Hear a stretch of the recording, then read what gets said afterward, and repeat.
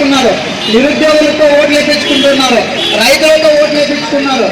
ప్రతి ఒక్కరితో కూడా ఓట్లు వేయించుకొని మరి రాష్ట్ర ముఖ్యమంత్రి మొన్నటి రోజున ఎంగేనూరు నియోజకవర్గానికి కలుగట్ల గ్రామానికి వస్తే మరి విద్యార్థి సంఘాలు ఏం అన్యాయం చేశారనేసి ఈరోజు ముందస్తు అరెస్టు చేస్తా ఉన్నారని ఈ రాష్ట్ర ముఖ్యమంత్రి గారిని మరి పోలీసు వ్యవస్థను అడుగుతా ఉన్నా.